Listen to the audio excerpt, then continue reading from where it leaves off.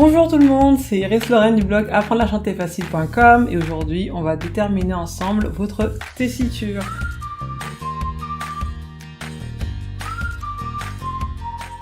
Alors la tessiture, qu'est-ce que c'est? C'est l'ensemble de notes sur laquelle votre voix est à l'aise, où vous êtes dans votre zone magique, où vous chantez le mieux. Pourquoi c'est important de connaître sa tessiture? C'est parce que si vous connaissez pas votre tessiture, vous pouvez vous attaquer à des chansons qui sont pas dans votre tessiture, c'est-à-dire que c'est comme à la boxe, vous êtes un poids plume ou un poids léger ou un poids lourd, vous allez vous attaquer à des chansons, à des boxeurs de votre catégorie. C'est la même chose avec les chansons. Par exemple, moi je suis une femme, j'ai une voix, en tant que femme, j'ai une voix plutôt grave, je suis alto contre alto.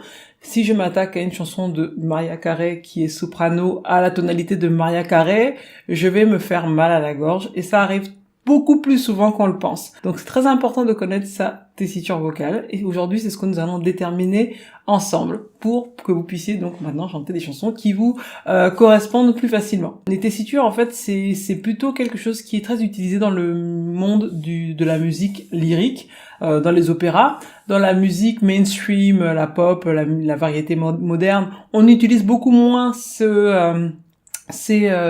principes de tessiture, mais ça s'applique quand même. On verra plus tard dans une autre vidéo comment on peut s'en servir, mais là on va juste faire très simplement trouver juste votre tessiture sans rentrer dans les spécificités. Ce qu'il faut savoir, c'est que chez les hommes, on a 3 voix principales. On a les voix les plus graves qui sont les basses, les voix moyennes qui sont les barytons, et les voix vraiment les plus répandues chez les hommes, et les voix les plus hautes d'hommes, on appelle ça les ténors. Chez les femmes, on a les altos contre altos qui sont les voix les plus graves. Ensuite, on a les mezzo-sopranos, et les mezzos, c'est aussi la voix la plus répandue chez les femmes. Et ensuite, on a les sopranos qui sont les voix les plus aiguës. Donc aujourd'hui, on va faire un exercice simple pour que vous trouviez votre tessiture. Donc, ce que nous allons faire dans cet exercice, c'est que je vais jouer des notes qui vont descendre. Donc sur un piano, il faut savoir que les notes vont de la note ici la plus grave vers la note la plus aiguë. Donc on monte. Donc en fait vraiment on va vers les plus graves, des plus graves vers les plus aigus. Donc ce que je vais faire, c'est que je vais jouer des notes descendantes à partir du milieu et je vais descendre et vous allez chanter avec moi chacune des notes et vous allez noter le nom de chaque note va s'afficher sur l'écran et vous allez noter la note à partir de laquelle vous n'arrivez plus à chanter. Lorsque vous n'arrivez plus à chanter, vous notez la note précédente. Et on va considérer que cette note, c'est la note la plus grave que vous pouvez chanter. Ensuite, on va faire la même chose avec votre note la plus aiguë.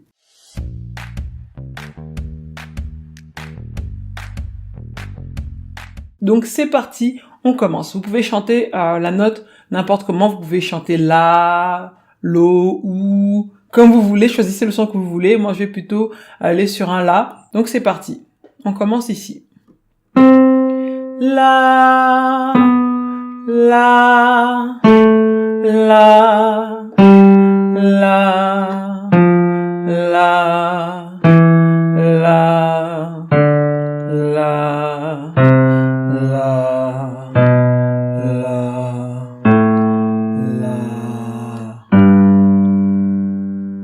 Moi, je n'y arrive plus. Continuez.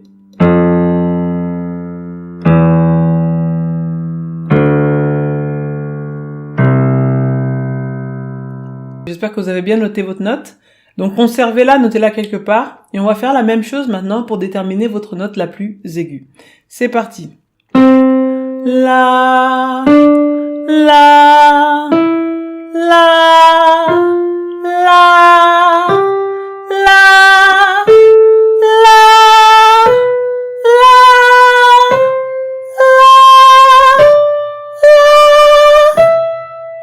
Moi je m'arrête là, continuez.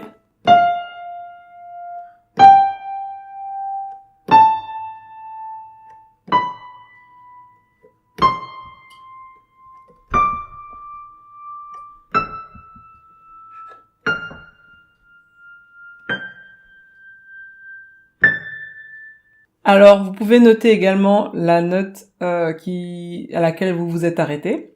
Donc, ces 2 notes vont constituer votre tessiture. tessiture. Donc vous avez une note avec un chiffre. Moi c'était la 2. et vous avez une note la plus aiguë que vous allez noter. Voilà, donc votre tessiture, c'est l'ensemble des notes qui sont comprises entre cette note aiguë et cette note, dans cette note grave et cette note aiguë, d'accord? Donc vous avez ça qui va être votre tessiture. Donc une fois que vous avez cette tessiture, vous allez vous reporter à ce tableau que je mets dans la vidéo. Je le mets également dans la description pour que vous puissiez le télécharger et vous allez repérer en fait dans quel intervalle se situe votre voix. Aussi, c'est possible que votre voix se retrouve entre deux intervalles, donc ou alors que votre voix soit étendue, c'est-à-dire qu'elle soit beaucoup plus grande qu'un seul intervalle, ce qui est par exemple mon cas.